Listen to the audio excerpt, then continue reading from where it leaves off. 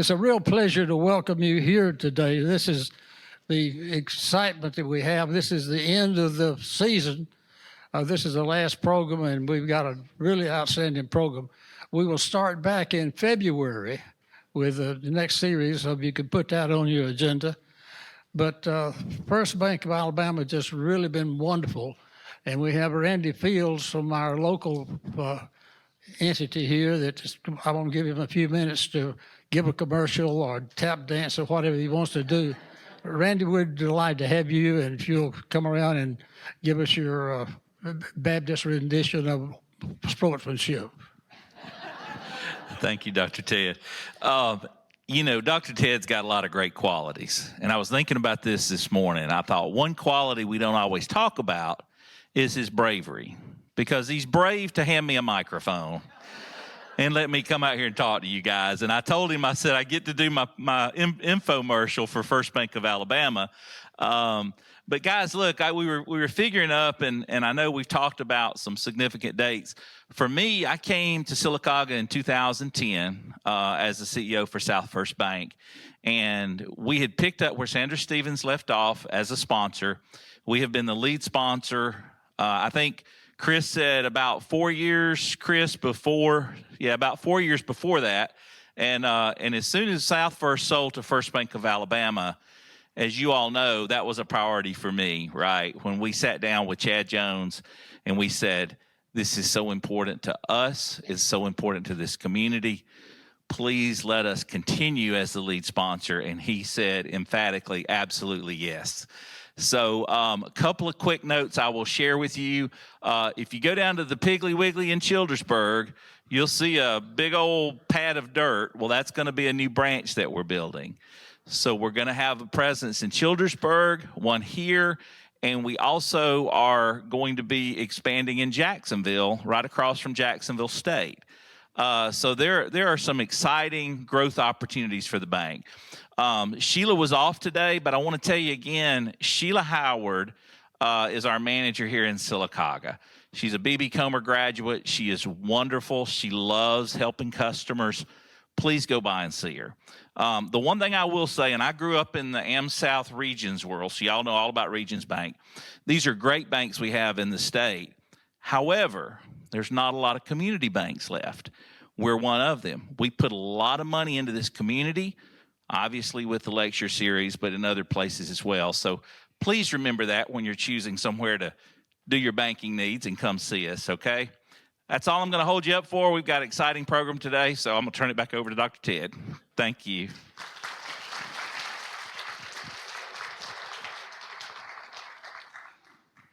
You can get a copy of that, Randy. It costs you $10, though. We're not being mercenary, just being interesting.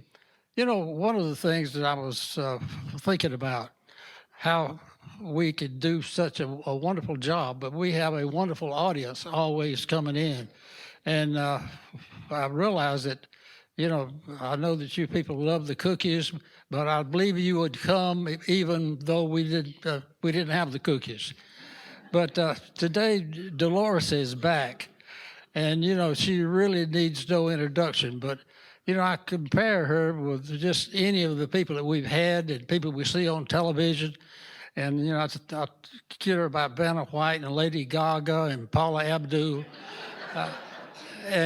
But she's better. You know, we did not invite them, but we did invite Dolores, because she does a marvelous job. It's a spiritual thing as well as an entertainment thing. And I think you all realize that. And we're just thrilled to have you back, Dolores, and if you'll come on down and do your song and dance routine, we'll just be thrilled to death. Ladies and gentlemen, welcome the best storyteller on the face of the earth.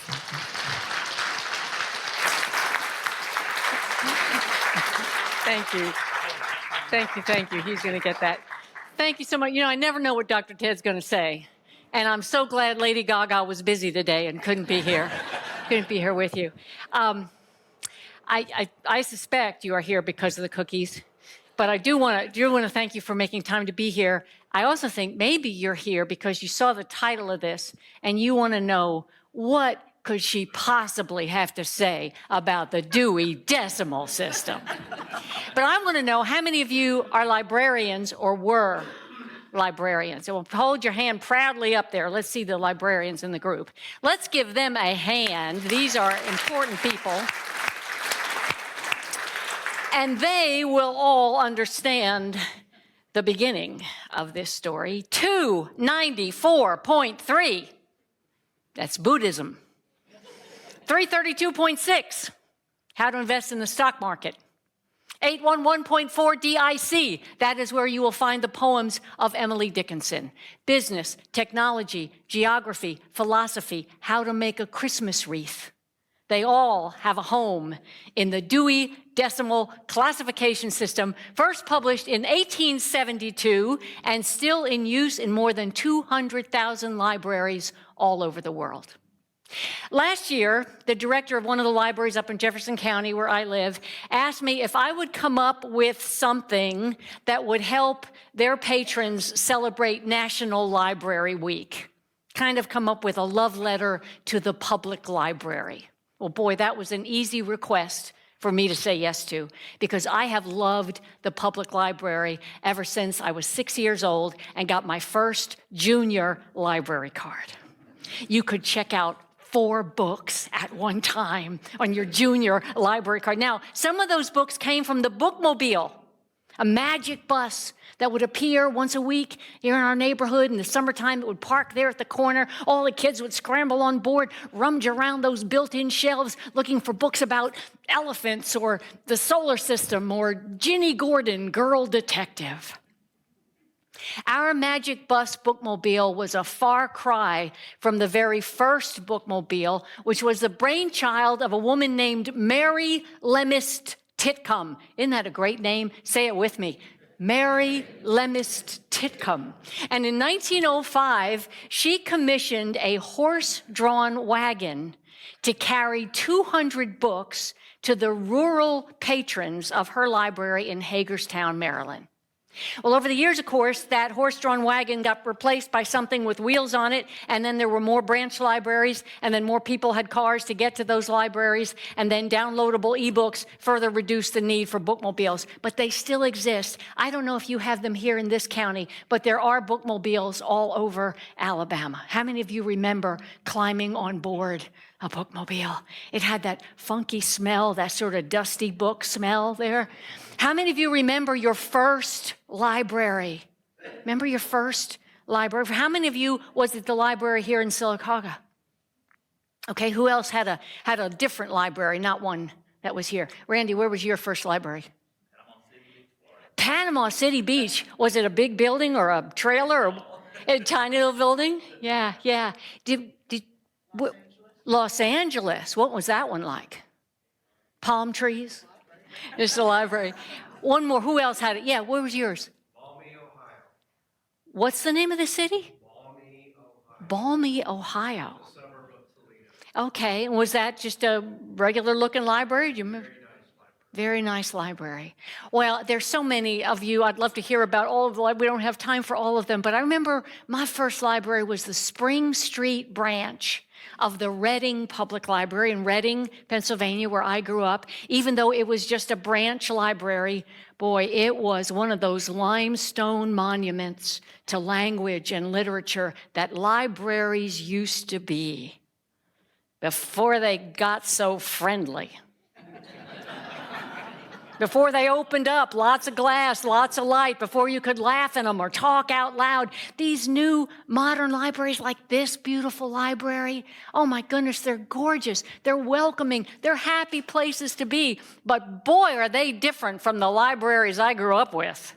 I don't know about you. Those libraries were cathedrals, sacred, silent spaces with high ceilings and polished hardwood floors, and a high priestess at the altar of the checkout desk.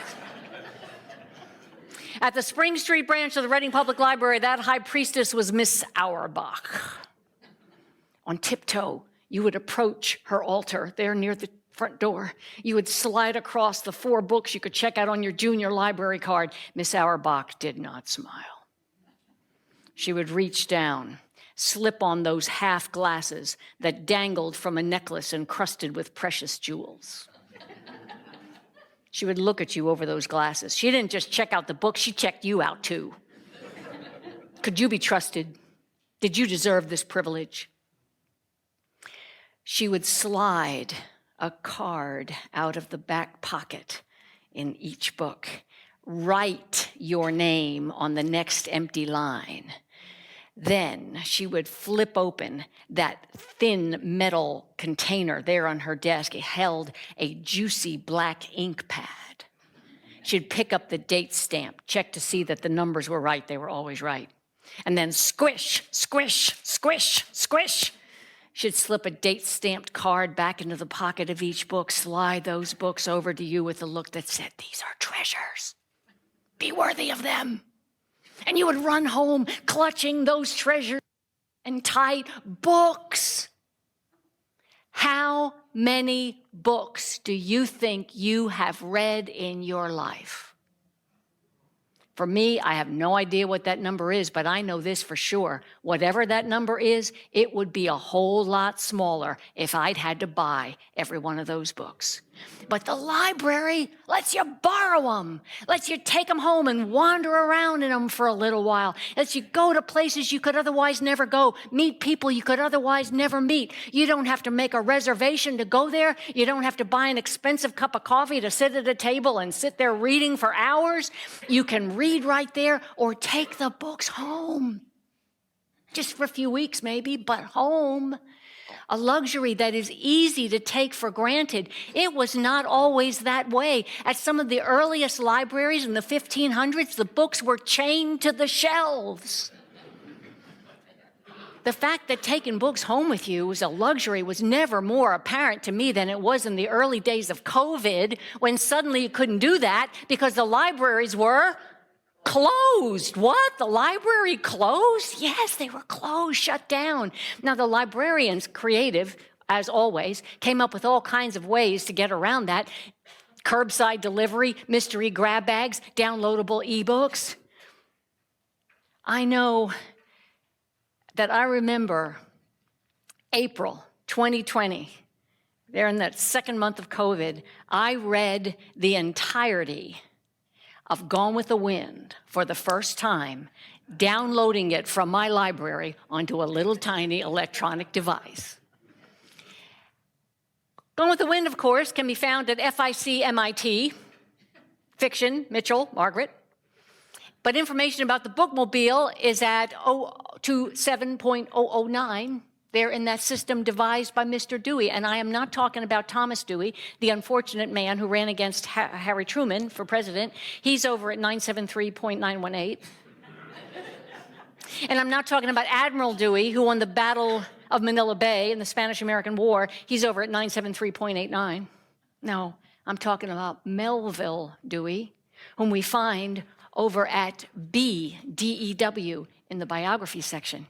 Biography, Dewey. Melville, a man who was the son of a very strict, very religious, very conservative family in upstate New York, and was apparently aggravated by the organizational inconsistencies that he found at the library where he was a director at Amherst College in Massachusetts. Apparently, organizational inconsistencies were always a kind of trigger for Melville Dewey. They say that when he was a child, he would organize the canned goods in his mother's kitchen pantry. Organize them first by type, fruit or vegetable, and then in alphabetical order. And then later, when he became director of libraries, he came up with the Dewey Decimal Classification System. He also was one of the first people to get library science recognized as a legitimate profession and course of study. He was a founding member of the American Library Association, and he is one of the people responsible for the shh that you probably remember from your childhood trips to the library. In a library where he was director, there was a big poster on the wall. It said, "Conversation, even in low tones, is strictly prohibited. We are required to enforce this rule by personal appeal if necessary, and readers and visitors will spare us this unpleasant duty by observing it. Please step lightly in any necessary moving about the room. Well, libraries, whether they go by the Dewey Decimal System or not, they are interesting places. And the books in libraries can take you to all kinds of places, let you follow the tiniest thread of an idea. The books in libraries not just show you what you think you're looking for, sometimes they show you things you had no idea you would find. For instance, there in the biography section at BDEW, we find that not only was Melville Dewey one of the first to hire women to work at his libraries, one of the first to include women in his library science classes, but we also learned there that maybe there was a reason he was so willing to surround himself with women.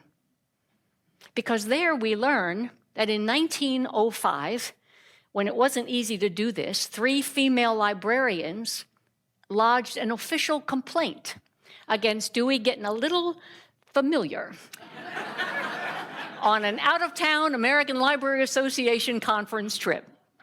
And there is a long-standing rumor that when a woman applied for a job at one of his libraries, she had to submit not just her name, address, and educational qualifications, she also had to include her bust size.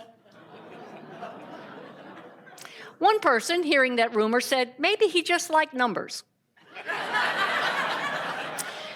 Well, biographers do not all agree that that rumor is true, but they all do agree it is true that only the women job applicants had to include a photograph with their paperwork. Because as Dewey said, you can't polish a pumpkin. Well, one biographer said Dewey's inability to control himself around women was his nemesis. And in addition to all of his other firsts, he may well have been the first to be canceled by his contemporaries for questionable behavior. In 1905, the state of New York asked him to resign as state librarian because of his well-publicized racist and anti-Semitic remarks. In 1930, his secretary sued him for sexual harassment.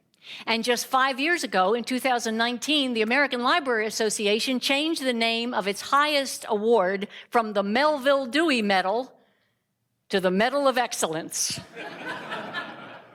He was canceled. But he did come up with one heck of a classification system for library books.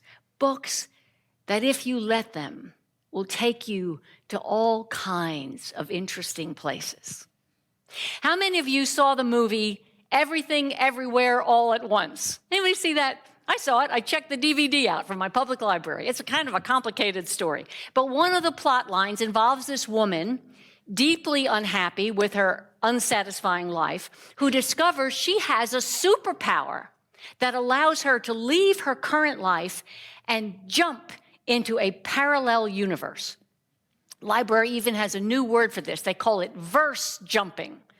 Shorthand, I guess, for universe jumping, verse jumping. Well, I watched this movie and I thought, okay, well, that's a new word, but the idea isn't new.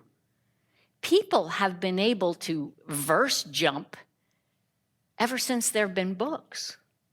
Books have always given people the superpower to leave their current time and place and go to another one, to go to 1863 Concord, Massachusetts with Meg Jo, Beth and Amy and Little Women, to go to Gotham City with Batman, to go to 1920s Long Island with The Great Gatsby, to go to Victorian England with Sherlock Holmes. I know you know what I mean.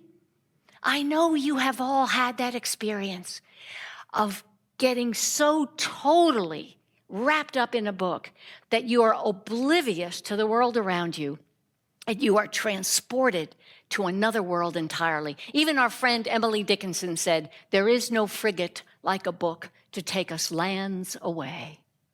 For instance, if we move down the shelf here in the biography section, and we move down just a little bit from B, D-E-W, we come to B, C-A-R, biography, Carnegie, Andrew. We take that book off the shelf, open it, and we hear a sound, clack, phew, clack, phew, clack, phew, clack, phew. The sound of a shuttle whizzing back and across a hand loom, clack, phew, clack, phew. We have verse jumped to the year 1840 We have verse jumped to the village of Dunfermline, Scotland, a tiny village that in 1840 was a village full of weavers, one of whom was Will Carnegie, father of Andrew Carnegie. Will Carnegie supported his family, a wife and 2 young sons, by hand weaving fine damask cloth, the patterns as intricate as tapestries. But when young Andrew was 8 years old, the sound of his father's hand loom, clack, whew, clack, whew, clack, whew, clack, whew, was replaced by another sound. Clack, clack, clack, clack, clack, clack, clack, clack, clack, clack, clack, clack, clack, clack, clack. As a textile mill moved into town and began running 20 mechanical looms on steam power. In 2 years, the hand looms were silent. The hand work was gone. No one wanted to pay for or wait for handmade cloth when the machines could do it better and faster and cheaper. And for 2 more years, Will Carnegie struggled to find some other work that he could do. And finally, he just had to admit there was no future for him in Dunfermline, Scotland. And so he and his wife and 2 young sons followed a relative to a town just outside of Pittsburgh, Pennsylvania. They had to borrow the money from a neighbor to make the trip. When they got to Pennsylvania, Will Carnegie and his son Andrew got jobs at the Blackstock Cotton Mill. 13-year-old Andrew became a bobbin boy, running machines that tightly wound wooden spools with the thread that would keep the machines running. He worked from 6 in the morning to 6 at night, 6 days a week, Monday to Saturday, a 72-hour work week for which he was paid $1.20. Now, it's true $1.20 went a lot further in 1848 than it does today, but even so, translated into today's money, that's the equivalent of working today for 53 cents an hour. There was no minimum wage then. There were no child labor laws, no OSHA regulations to keep teenage boys from running barefoot around a factory floor where there were steam-driven machines. And before I go any further, I have to tell you that the old joke is not quite right. You know the old joke, how do you get to Carnegie Hall? Practice, practice, practice. Well, the punchline is right, but the question ought to be, how do you get to Carnegie Hall? Because in New York, they say Carnegie. In Scotland, they say Carnegie. In fact, Andrew's nickname when he was a boy was Neg. And so young Neg worked hard, but he also had a few big breaks. Big break number 1 came when he was 15 years old. He'd been working at the cotton mill for 2 years, and his uncle, the relative they had followed to America, his uncle was playing checkers one night with a man who worked at the O'Reilly Telegraph Company. And that man mentioned that the telegraph company was in the process of hiring some more messenger boys. Well, the uncle passed that information on to Andrew, who applied for and got the job of running, literally running, up and down the complicated grid of downtown Pittsburgh streets to deliver telegrams to and from important businessmen. He was small for his age. In fact, even as a grown man, he would never be more than 5 feet 3 inches tall. Maybe that's why in most photographs of him, he's wearing a great big top hat. But his small size made him fast. And his curiosity and intelligence made him ambitious. And he memorized the names of those important downtown businessmen so that he could call them by name as he whizzed past them on the street. So big break number 1 was getting out of the cotton mill. Big break number 2 came by way of another messenger boy who introduced him to a man named Colonel James Anderson.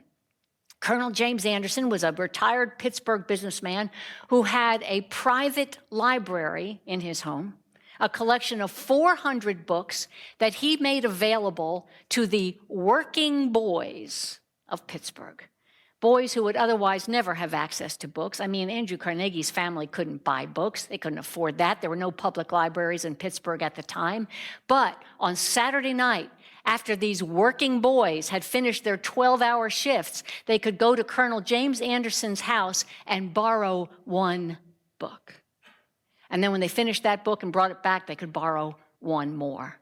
Later, in his autobiography, Andrew Carnegie wrote, "The windows were opened in the walls of the dungeon that I lived in, through which the night of knowledge streamed through. Every day's work, even the long hours of night service, were lightened by the books I carried with me and read in the small intervals that could be snatched from duty." Well, sometimes some of these messenger boys were asked to stay inside the office if the telegraph operator had to step away for a minute. And I know you know this, but just to be sure, the way a telegraph system worked back then, the sending operator would use what was called a tapper key to tap out the dots and dashes of the Morse code that would transmit the message. And then at the receiving end, a stylus would imprint a paper tape with those dots and dashes, and the receiving operator would read the paper tape, kind of like almost like reading Braille, and then translate that back into English words. Well, one day, Andrew is minding the store, and he suddenly realizes he doesn't have to read the paper tape to know what the message says. He can translate the dots and dashes in his head. This is not easy to do. In fact, they say he was one of 3 people in the country at the time who could translate Morse code by sound alone. Well, this made him really fast at getting those messages out. And so he got promoted to telegraph operator, making $25 a month. He became a smooth operator. That is not a joke. That really is what they called them. Those telegraph operators that were fast and smooth at getting the messages out. A smooth operator. And so in the 4 years he'd been in this country, he had gone from being a bobbin boy, making not quite $5 a month, to being a telegraph operator, making 5 times that. His family was able to buy their own house, and they were able to send money back to Scotland to repay the neighbor that had loaned them the money to make the trip in the first place. So young Andrew Carnegie gets a reputation for being very smart and very fast, and that led to big break number 3. There was a man in Pittsburgh named Tom Scott, pretty important businessman. He was superintendent of the Western Division of the Pennsylvania Railroad, which was one of the biggest companies in the country at the time. And Tom Scott was looking for an office assistant, somebody smart and fast. He heard about young Andrew, offered him the job. Well, the pay was better, the hours were shorter, so Andrew took it. And Tom Scott became a kind of mentor to the, by then, 18-year-old Andrew Carnegie. Taught him about business, about balance sheets, about investments, which led to big break number 4, a hot stock tip. Tom Scott told young Andrew that the Pennsylvania Railroad was about to sign a huge contract with the Adams Express Company, which was sort of like the FedEx of its day. And he told Andrew he might want to buy a few shares of stock in that company because that stock was about to take off once that contract got signed. There's one version of the story even says Tom Scott loaned him the money to do that. So he bought a few shares in the Adams Express Company. And about 3 months later, he got a check for $10. That'd be the equivalent of about $400 today. And he looked at that check and he thought, I can make this kind of money for doing nothing? I can make money in my sleep? And the legend is that that is the moment when Andrew Carnegie made up his mind he was not going to work for money. He was going to make his money work for him. And in the 12 years that he worked for the Pennsylvania Railroad, he became a serious investor. He never invested in the Pennsylvania Railroad. He invested in the companies the railroad did business with. No. He invested in the companies the railroad was about to do business with. When the railroad started expanding west and people could take longer and longer trips, he invested in sleeper car company. No, he invented in the sleeper car company that he knew was about to get a big contract from the Pennsylvania Railroad. After the Civil War, when the railroads were replacing wooden bridges that had been destroyed during the war, replacing them with iron bridges, he invested in an iron company that sold its product to another company he invested in, a company that made iron bridges and had a big contract coming up with the Pennsylvania Railroad, where he still worked. It was all insider trading. If he did it today, he'd have spent 20 years in federal penitentiary. It was completely legal then. There was no Securities and Exchange Commission, no antitrust laws, no tax on corporate profits, no income tax.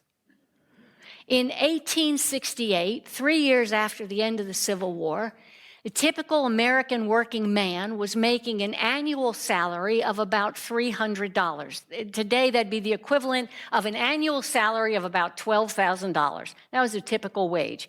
That same year, 1868, Andrew Carnegie, 33 years old, wasn't making $300 a year in salary. He was making $50,000 a year from his investments. That's the equivalent today of making about $2 million a year, untaxed. Now, you might hear that and say, I could have been a multimillionaire too if I got hot stock tips. But to be fair, there were other people who did get hot stock tips, other people who invested and never became wealthy.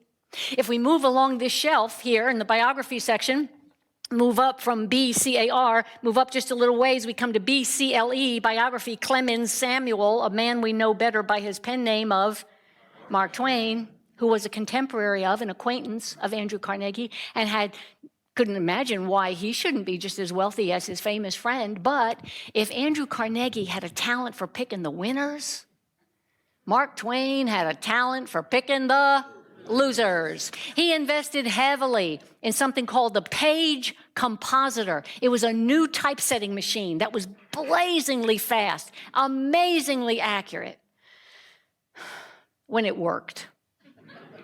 It never worked. And he sank the equivalent of about $1 million into it before it just folded. He invested in a steam-driven pulley system that you've never heard of.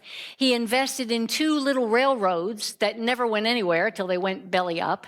He invested in a health food company that made this special protein powder. That company went bankrupt when they were sued for fraud. That's what he invested in. And yet, when a friend told Mark Twain he had a hot tip for him, he ought to invest in this new little company. It was selling this brand new invention by this guy, what was his name? Alexander Graham Bell. Mark Twain said, no, he had a telephone at his house in Hartford. It was just a gimmick. It was never going to go anywhere. And so he never invested 1 penny in the little fledgling company that was going to become AT&T. Meanwhile, Andrew Carnegie is investing in iron companies when the railroads are moving from wooden bridges to iron bridges. Then when British engineer Henry Bessemer comes up with a faster, cheaper way to make steel, he starts investing in steel companies because he can see that cheaper steel is going to replace iron as the building material of the future. He invested in oil when nobody could understand what oil was good for. What would you do with it? Use it to replace the whale oil in your parlor lamp?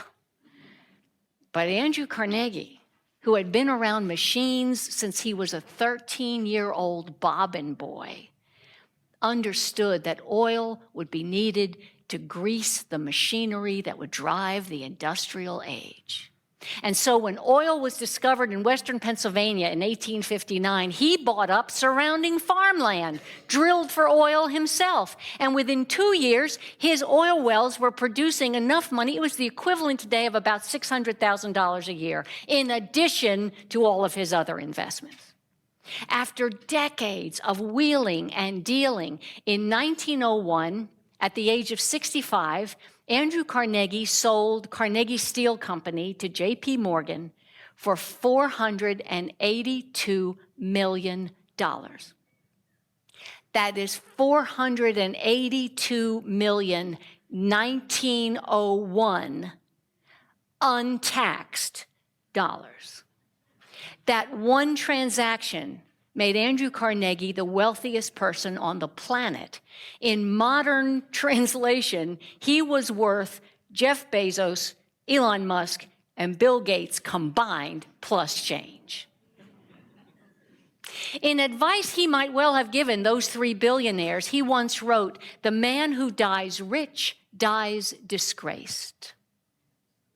He also wrote that the successful businessman, and it of course was always a man, the successful businessman should spend the first third of his life getting all the education he could, the second third of his life making all the money he could, and the final third of his life giving the money away. He followed his own advice.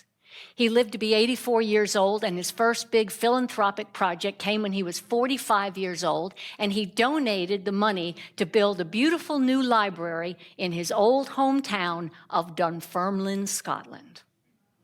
He took his mother with him over there for the grand opening of the library. He felt like she deserved a little payback, a little revenge on all those townsfolk who had sneered at her when she had to skulk out of town on borrowed money. She had left Dunfermline, Scotland, a poor man's wife. She was coming back, a rich man's mother.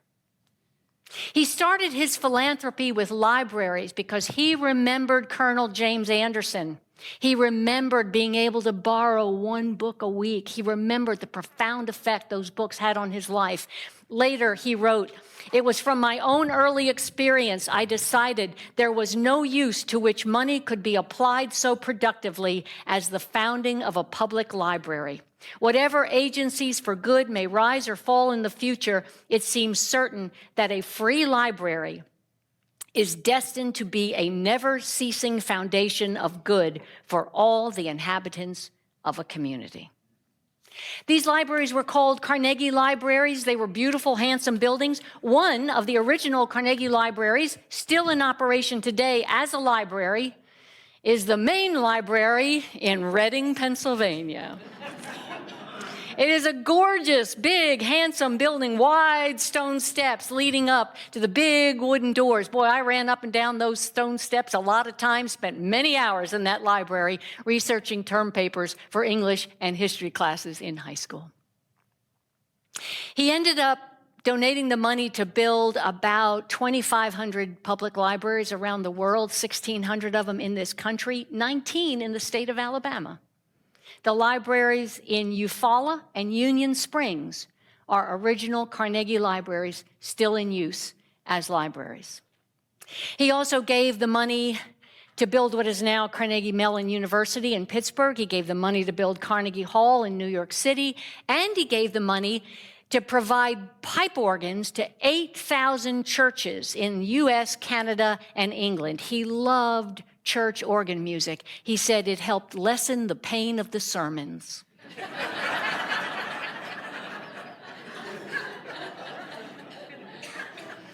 He had so much money, he couldn't give it all away in his lifetime.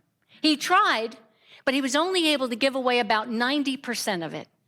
The remaining 10% he used to set up the Carnegie Corporation, a trust that would, after his death, be used to fund educational, cultural, peacekeeping operations all over the world. He was strongly opposed to inherited wealth. He strongly felt that the children of wealthy businessmen were rarely as talented as their father who had made the money in the first place. And he felt that by bequeathing large sums of money to their children, those businessmen were wasting resources that could be used to better society. He didn't get married until he was 51 years old. He had to wait for his mother to die before he could marry. And when he did marry, he married a woman 20 years younger than he was. She was 30, he was 51. They met when she was 22. She had to wait 8 years for that mother to die. And before they married, she had to sign a prenup. Prenuptial agreement where she agreed that after he died, she and whatever children they had together would inherit enough money to live on. Nothing more, nothing elaborate, just enough money to live on. She signed that agreement. And after he died, She became a trustee of Carnegie Corporation, helped give away a lot of that money. Their only child, a daughter, Margaret, when she became 21, she became a trustee and helped distribute all kinds of money to all kinds of organizations. But Margaret herself was never wealthy. Whatever money she or her family had, they made themselves. That's what you find over here in the biography section of the Dewey Decimal System. But as I said before, the library books take you to unexpected places. Those books don't just tell you what you think you're looking for. Sometimes they tell you things you wish you didn't know. For instance, we leave the biography section and we head over to 973.8, American History in the 19th Century. We take a book off that shelf and we verse jump to the year 1883. We hear an orchestra playing. We look down, we see that we're wearing a tuxedo or an evening gown handmade in Paris. We are standing in the ballroom of a magnificent mansion on Fifth Avenue in New York City. We are at a party that is hosted by Mrs. Astor or Mrs. Vanderbilt, a party where the flowers, food, champagne, and decorations were so elaborate. The cost of that one party in modern money was $4 million for one party. We have verse jumped into the Gilded Age, and we read about robber barons and captains of industry.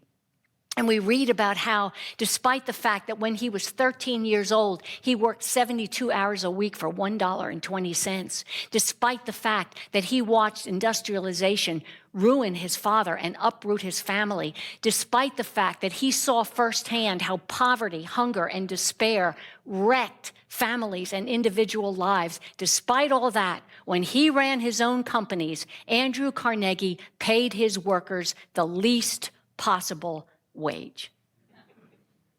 Workers were a cost, and costs were to be kept to a minimum. One of his favorite business mantras was, mind the costs, the profits will take care of themselves. And so while the Carnegie Steel Company was making untaxed annual profits of 40%, the men who did the dangerous, sometimes deadly work of pouring hot liquid metal into molds to make steel were making $2 a day, working 12-hour shifts 6 days a week. That's the equivalent now of an experienced steel worker making about $500 a week. To be fair, nobody else was paying more than that. That was sort of a standard wage. If other companies were paying that, why should he pay any more? He broke the back of the unions that tried to fight for better working conditions, shorter hours, better pay, and he didn't dirty his own hands doing that. Oh, no. In 1892, when 3,800 steelworkers walked out on strike at one of his steel plants near Pittsburgh, 3,800 workers out on strike, he went to Scotland to play golf. He left behind his bare-knuckle, ruthless, hardball plant manager, Henry Clay Frick, to deal with it. Henry Clay Frick hired 300 Pinkerton mercenaries who were hired to keep the factory running. That was their job. But when they arrived at the factory site, they had no idea they were going to be met by an angry, armed mob.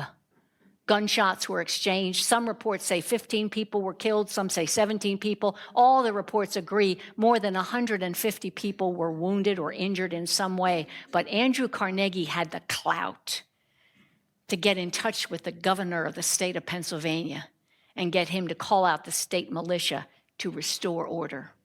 And when the dust settled, the striking workers were fired.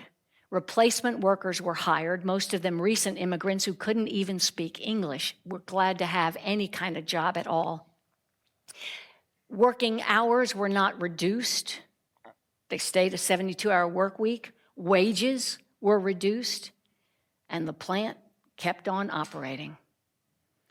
The Amalgamated Iron and Steel Workers Union was so broken it wouldn't have a place at the bargaining table again for 26 years. But the profits of Carnegie Steel Company did just fine. Not everybody was charmed by this little man with the Scottish accent and the trim white beard that made him look a little bit like Edwin Gwynn playing Kris Kringle in Miracle on 34th Street. In fact, some communities turned down his offer of money for a public library. Some of them said, why doesn't he share his fortune with the people who helped him make it by paying a living wage? Other communities said, what good is a library to a man who has to work 12 hours a day? Carnegie heard those objections, but he felt that his experience, his intelligence made him a better judge of what to do with that money than anybody else. And he answered his critics by saying, if he had paid out more money in wages, that money would have just been spent on bread. It would have been gone in a day. But instead, thanks to his vision and his foresight, that money was going to be used to build public libraries that would benefit entire communities for decades. It's an interesting argument. And maybe on the way home, you can think about which side of that argument has your sympathy. The 1892 desperate father trying to feed a hungry family, or 75 years later, a teenage girl in Reading, Pennsylvania, running up the wide stone steps of a beautiful library full of books that could tell her the good and the bad about the man who wrote the check to build it. When I was preparing this, getting this ready, I was talking to a friend about it. I said, this is for National Library Week, so I've been reading a lot about Andrew Carnegie. She said, Andrew, the guy who built Carnegie Hall, what does he have to do with public libraries?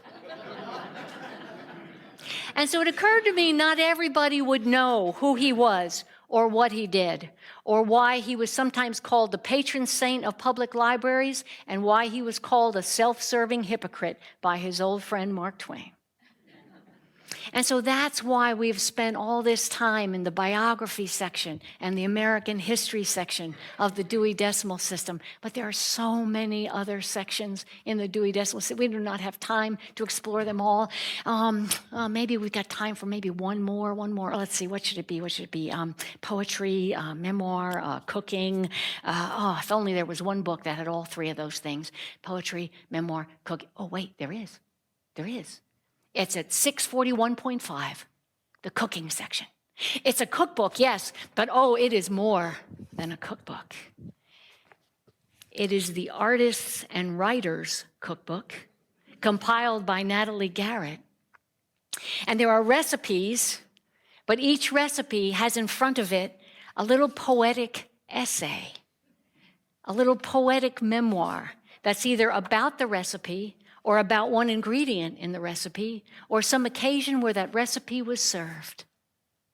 The first essay is written by Anthony Doerr, the Pulitzer Prize-winning novelist, who writes a little essay about huckleberries and huckleberry muffins.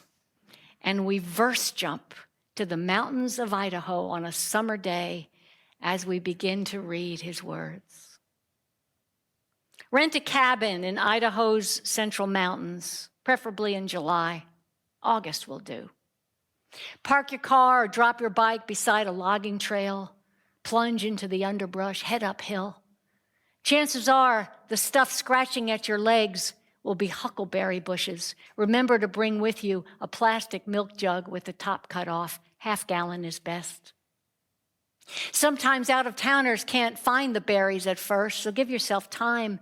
They're smaller than pencil erasers. They're like little violet blueberries. They like to hide under the leaves. Bringing children will help.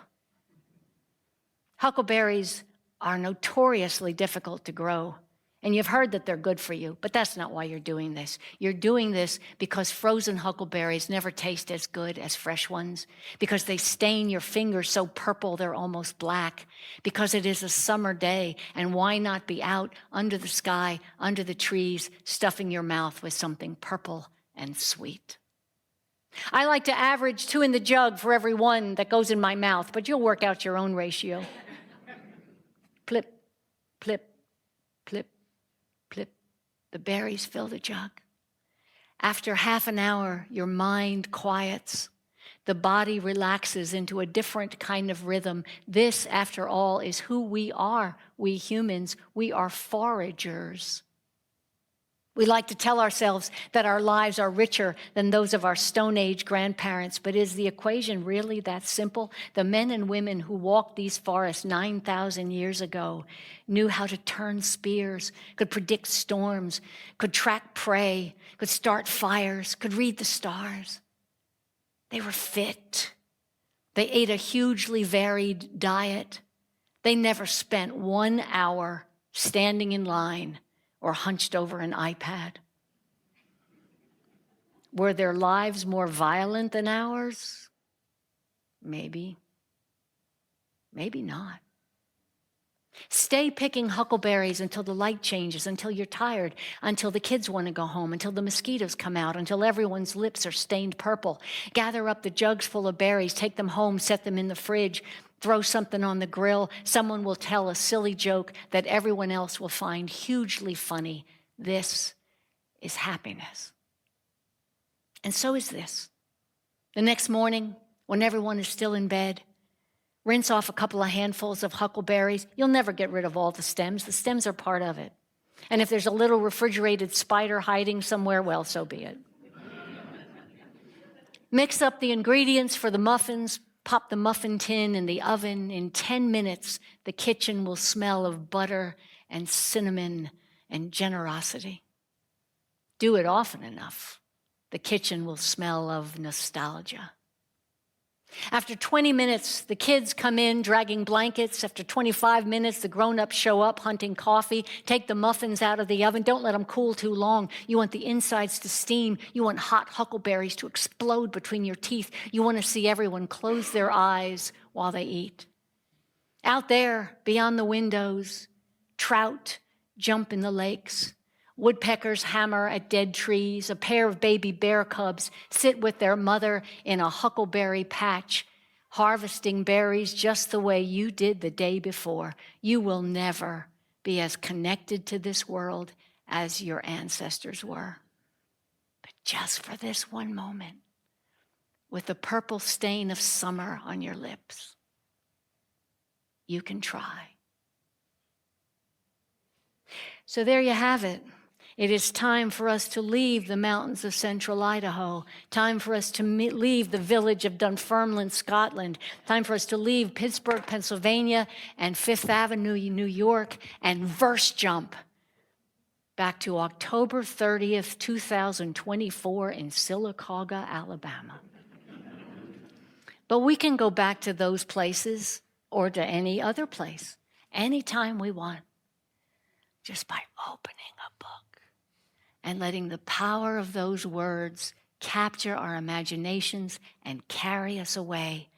Books have always given us that superpower, and public libraries put that superpower in the hands of anyone who wants it.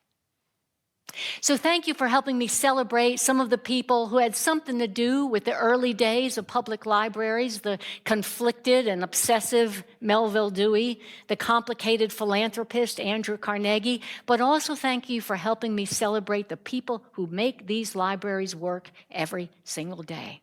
The librarians and staff here at B.B. Comer, the donors like First Bank of Alabama, who so generously support series like this, the other donors, the friends, the volunteers, the enlightened public officials, the people who turn off the lights and close the doors after us when we leave. They are the real superheroes of this story. Remember to thank them on your way out.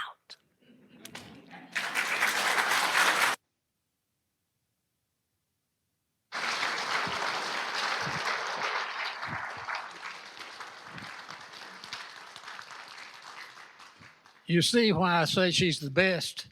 Absolutely. If we gave Academy Awards, Dolores, you would get one. So, if you will, more applause and let her take a big bow. All right.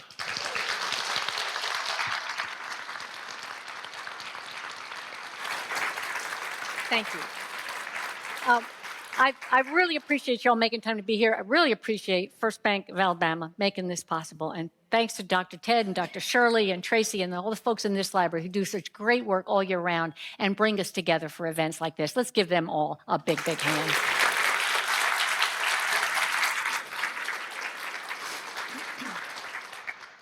You've been a very good audience, and we will see you in February. Thank you all for coming.